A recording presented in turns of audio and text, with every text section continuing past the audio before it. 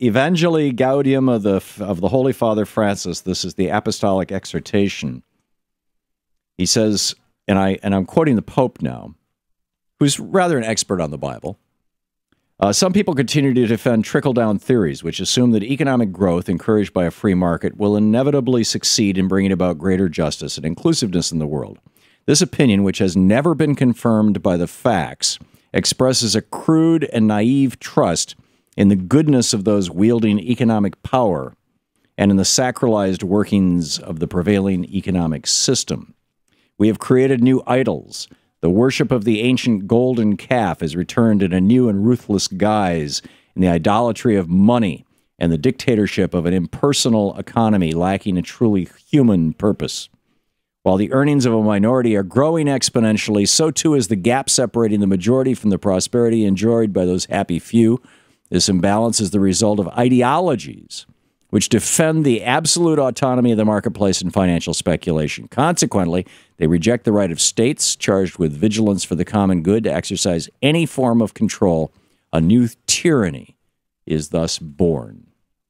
Here to defend that tyranny is Gianna Caldwell, Republican strategist with Caldwell Strategic Consulting, contributor with TheHill.com, calledconsulting.com. Hey, Gianna, welcome back. Thank you, Tom. Thank you for having me. And I dislike it when you say that I'm here to defend the tyranny. Well, ever since last night on my TV show, you started quoting Isaiah at me, which a phrase that includes the word prophet, which appears, I don't know, about 8 or 10, 12 times in the Bible, as if capitalism was somehow sacred. The fact of the matter is that in the Old Testament, showing a prophet was like, and in the New Testament, though, I mean, Jesus is quite clear about this. If you can't love God and money, you've got to choose.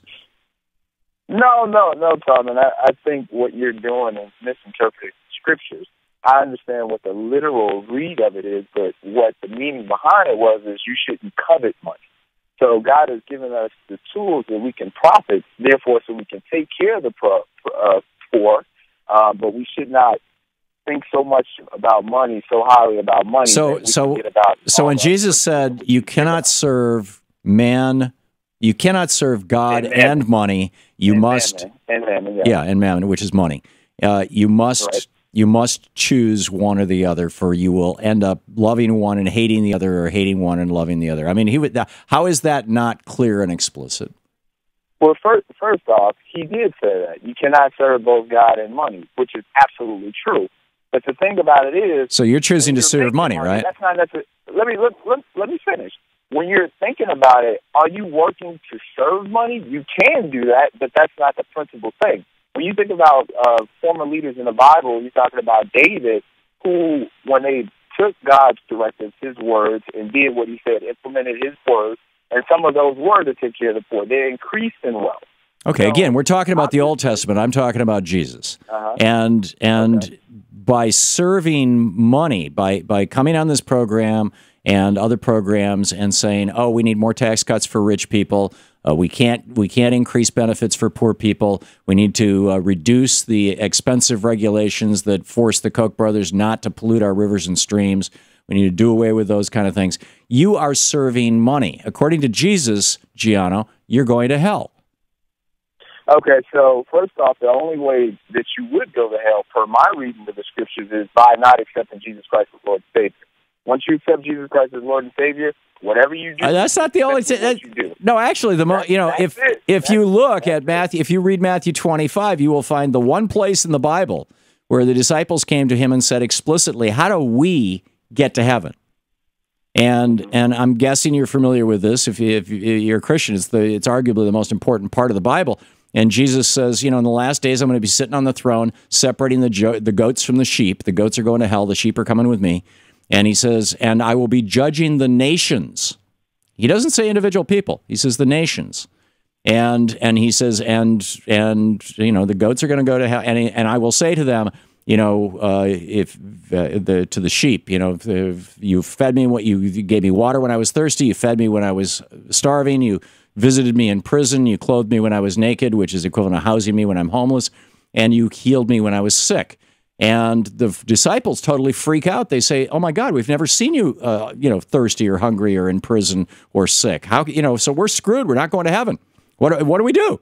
And Jesus said, "As you do it unto the least of these, you have done it unto me."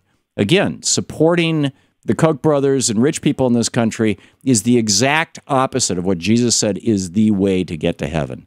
Aren't you concerned about the fate and future of your soul, Gianno? And he said, "Pick up the cross and follow me." Right, and the way you do that is you give away everything to the poor. But Tom, that's really the direction in which Jesus said that, did he not, Gianno? If that's what you're saying, then I mean, you're pretty well off. Why don't you give away everything you have? I have in the course of my life, Gianno, probably given away more than half of everything I've ever owned to the poor.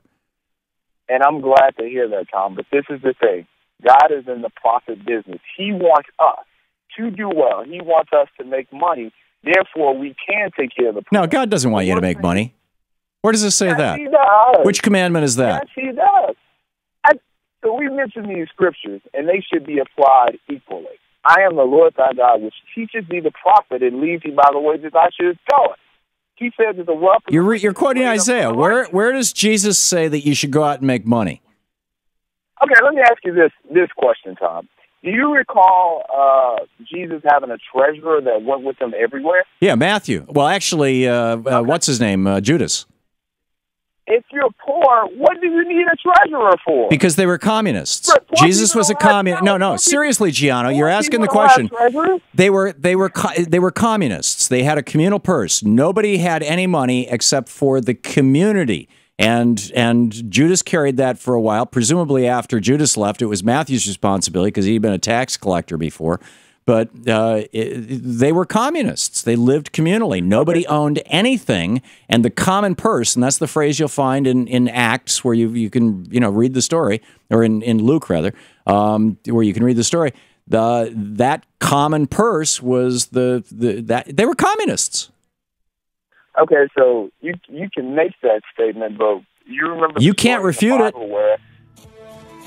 No, I can't refute it because you make that statement, but yet when Jesus was born, you had all the prophets and all these people that came to visit him in the end, not because his parents were poor, but because there was nowhere else to stay, and people brought all this gold and all these other things to honor him in his coming. Yeah. So you can't. And he made a fancy outfit out of it, right? Hang on. This is the Thom Hartmann Program. Gianno Caldwell. Good try, my friend. Called Consulting and thehill.com. Thank you, Gianno. Thank you, Tom.